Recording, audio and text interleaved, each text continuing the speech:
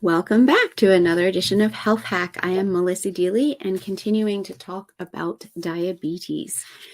So, type 1 diabetes is in fact an autoimmune disease that only about 4 to 5% of the population has. And with type 1 diabetes, there's actually damage to the pancreas so that it isn't able to produce insulin. Whereas with type 2 diabetes, it is more about our relationship with glucose and having become glucose intolerant. So, like we have people that are dairy intolerant or gluten intolerant, it is similar in the sense that we've built this resistance to glucose, and our body and our blood sugar levels are having a hard time staying in the range, that the optimal range.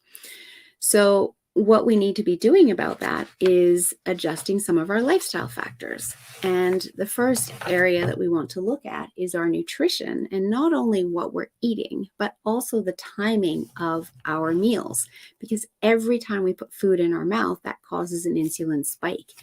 And if our insulin levels are already too high, we need to make sure that we're not constantly putting food in our mouth and spiking it further. We need to actually give it time to be able to come back down. So while we want to be reducing the number of carbohydrates that we're eating, obviously reducing the number of sugary foods, white starches as well, white rice, white bread, though the body still treats that as glucose and simple sugars. So we need to be reducing all of that, reducing fruit initially too, because of course there's natural sugars in fruit. And while fructose doesn't raise blood sugar, it can cause other issues. So we want to be avoiding fruit, although berries are a good option because they're so packed full of antioxidants and polyphenols that they are a better option than any other fruit. Then not only adjusting our diet, and the diet that I take my clients through when we do a detox, my 21-day detox, is an excellent diet for helping people resensitize to sugar, because we're removing so many of these foods. And at the end of the detox, they will introduce a piece of fruit and find, wow, it is so sweet, because their taste buds have been desensitized previously by all the processed sugars that are so readily available in our daily lives.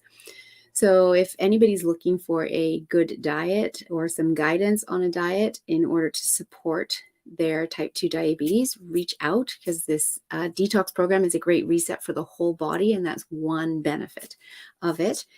In addition to that, you want to be spreading out your meals. So ideally eating 4 to 6 hours apart so that your body has time to fully digest the last meal.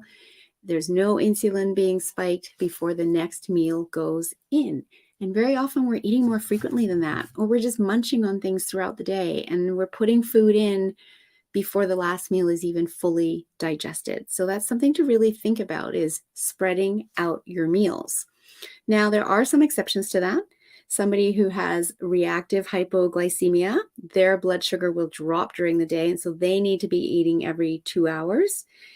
People with adrenal fatigue, they need to eat more frequently as well, because their adrenals aren't keeping blood sugar up on their own, and so they need a little bit more support. People with hypothyroidism will need more food throughout the day. And then type 1 diabetics need more food throughout the day. But most people who are struggling with insulin resistance, being pre-diabetic, or who have type 2 diabetes, most people need to spread out their meals 4 to 6 hours apart to just help to reset your body's ability to be balancing blood sugars. If you want to know more about that, reach out, Melissa at yourguidedhealthjourney.com.